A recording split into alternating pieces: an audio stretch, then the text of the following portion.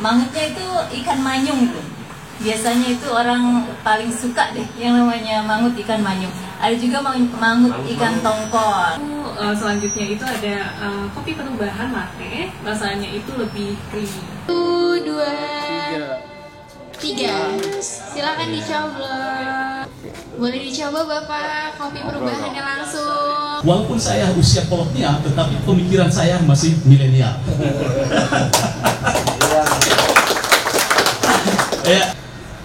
Pada Suka TV sudah mendapatkan silver button dari Google. Jadi dari situlah saya melihat bahwa perubahan itu tidak selalu dilakukan secara offline, tetapi bagaimana perubahan ke depan itu akan dilakukan secara digital. Dan channel saya juga sering saya podcast dengan Kak Sulaiman, kemudian yang lainnya, Pak Jajil, Pak Nur Hidayat Wahid, bahwa itu transformasi digital itu dasar. Kenapa Ummah YouTuber? Jadi ada inspirasi ketika saya pergi ke kafe, kadang-kadang Mbak, saya mau di sini mau podcast, boleh tidak? Oh, boleh Pak, tetapi harus Bapak sewa tempat. Nah, oke, gitu. Akhirnya saya sewa tempat. Kemudian saya pergi lagi ke kafe yang lain. Mbak, boleh podcast? Boleh podcast, tetapi harus belanja dengan nominal sekian. Wah, oke. Karena saya terpaksa, saya harus membayar dengan harga sekian. Tetapi yang lebih tragis lagi, ketika saya akan live streaming, biasanya saya live itu di pada Suka TV itu jam 19.30. Saya jam 7 itu mau podcast live, masuk ke kafe. Ketika di kafe masuk, Mbak boleh live? Oh tidak bisa Pak, mengganggu yang lain. Nah dari situ saya saya merasa terusir. Akhirnya saya harus membayar mahal, sehingga saya dengan istri bagaimana ceritanya. Saya punya tanah yang tidak luas ke belakang di sini. Ini sebetulnya garasi. Saya terinspirasi oleh Steve Jobs. Bagaimana membuat Apple itu dari garasi. Kemudian saya terinspirasi dari pendiri Google, juga sama, berangkat dari garasi. Kemudian ada juga mungkin banyak film-film yang film apa dia tadi? Disney ya, Disney. Itu berangkat dia dari garasi, membuat konten-konten. Dari sinilah saya terinspirasi bagaimana menyulap garasi ini untuk didedikasikan terhadap masyarakat atau masyarakat digital, terutama anak muda di Indonesia, khususnya mungkin di Depok Jaya. Jadi bagaimana ini konsepnya, orang yang tidak punya tempat ingin podcast, bolehlah ke sini. Saya ada spot di situ, nanti di belakang juga ada gitu ya. Kemudian yang tidak punya kamera, bagaimana saya tidak punya kamera, saya sediakan. Kamera ada beberapa, sudah free saya sediakan. Kemudian saya tidak bisa berbicara di kamera, nanti saya ajarin, nanti kita transformasikan. Nah, kemudian saya tidak bisa menjadi podcaster, nanti saya transformasikan bagaimana kita membangun sebuah ekosistem digital. Kita berbicara sekarang bukan lagi menjadi orang Depok, menjadi orang Sabang, tetapi kita berbicara menjadi masyarakat digital yang mengglobal.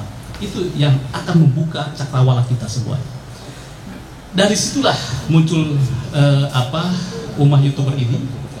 Kemudian ada satu spirit lagi.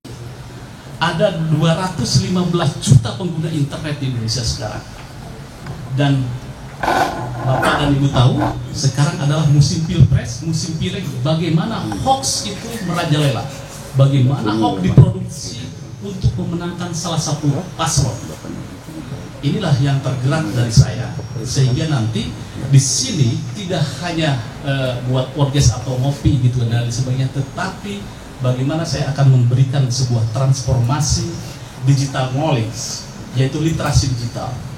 Yang pertama kita akan berbicara tentang etika digital atau digital etik.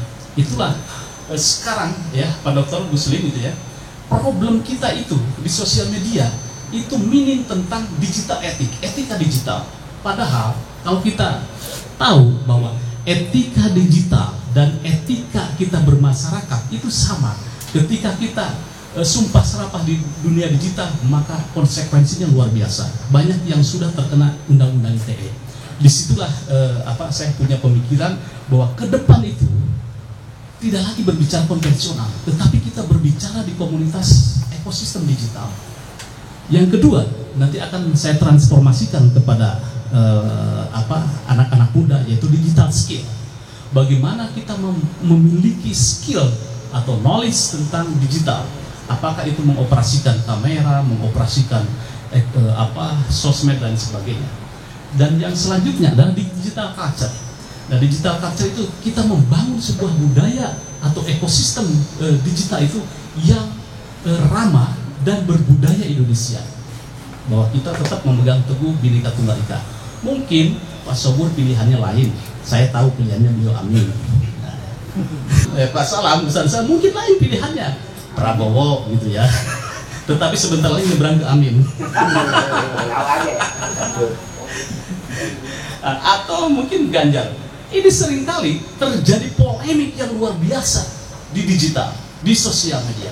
Inilah masyarakat kita tidak siap dengan infrastruktur etika digital, kemudian juga digital culture-nya. Dan di sini nanti ada